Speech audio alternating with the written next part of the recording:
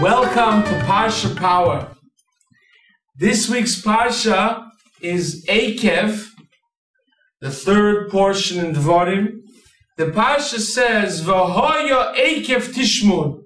It'll be Eikev. The simple translation is, Eikev is because. Like the Unkelus translates, Eikev, because you will listen to God's mitzvot, God will give you plenty. But if you look in Rashi, Rashi has a different commentary. He says, Eikev doesn't mean because. Eikev means something different. It means that if you will listen to the mitzvahs, the easy, simple mitzvahs that people step on with their heel, then I will listen to you. So here is the question, why did Rashi move away from the simple translation of Eikev, meaning because? And why does Rashi say that this means the mitzvahs that people step on with their heel? How about if you do a mitzvah that people don't step on with their heel? Will God not give you reward? Why does it have to be a mitzvah that people step on with their heel? Meaning a mitzvah that people are not careful with. Why only then will God give you a reward? So the explanation is in the next couple of words in the passage. God says if you do that, V'shomar Hashem elikecha lecho es habris, God will watch for you the covenant. Covenant, what does covenant mean? In the olden days, they had a covenant if they were two good friends that wanted to show they really love each other. They would take an animal, slice it in two, and the friend and himself would walk between these two halves of one animal to show that they are really one. And just like when you're building a house, the Yerushalmi says, and you're banging in a nail by mistake, your right hand hurts your left hand won't get upset at the right hand. You are one. It's a super rational love. So that's why Rashi says, if you will love God and you will be head over heel over God, super rational love, and anytime you have an opportunity to do a mitzvah, you won't check and see, am I holding there or not? Is it important for me? Like someone said, I'm not holding there yet. I don't want to do that mitzvah. It's like wearing a tie without a shirt and pants. You are head over heel whenever you have an opportunity to do a mitzvah for God, you do it. Then the pasuk says, if you are head over heel over God, then God will be head over heel with you and give you tremendous super rational love. My friends, this Shabbos is the 20th of Av. It is the yahrzeit of the Rebbe's father, Rab Levi Yitzchok Schneerson, who is known with great affection as Rab Levik.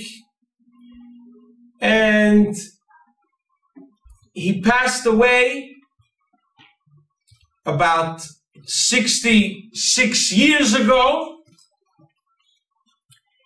And he died in the city of Alma-Ata in Kazakhstan, where he was sent away there. He was sent into exile for spreading Judaism,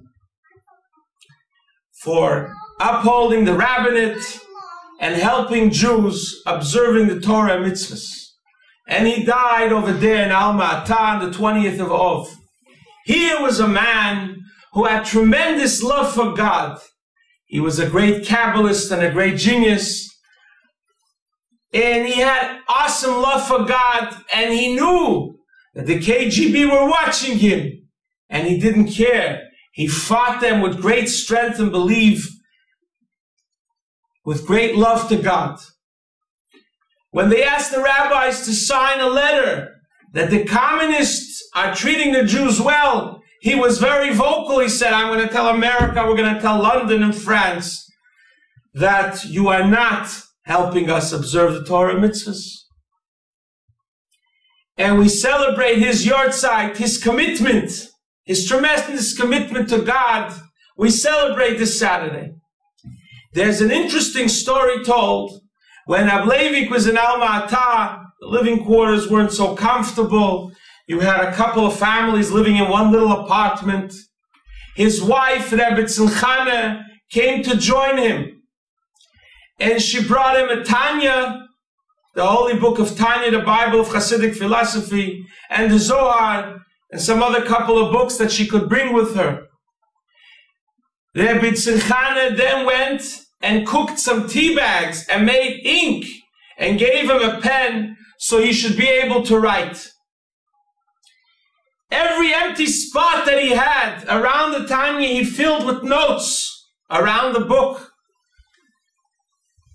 And when his wife asked him, maybe you should write your memoirs down, he said, if I have a piece of paper, I can write God's Torah down. Why will I waste it on memoirs? And it's interesting to note that while he was a rabbi and he was comfortable, he wrote thousands of pages of Torah, very, very well explained, and those were confiscated by the KGB, and we don't have them. What we have today, 80 years later, are those manuscripts that he wrote under great distress, with great love to God in the last days of his life.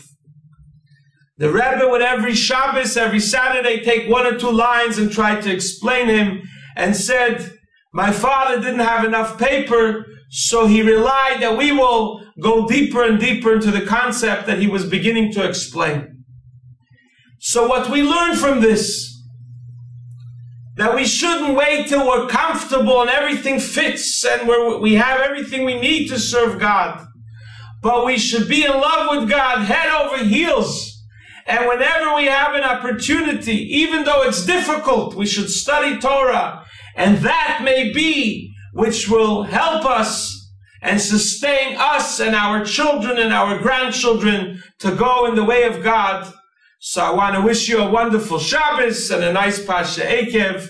And may the memory and the schus, the merit of this great Kabbalist, this great genius, be with all of us to continue in our work despite any difficulties till the coming of Mashiach very soon. Have a wonderful day.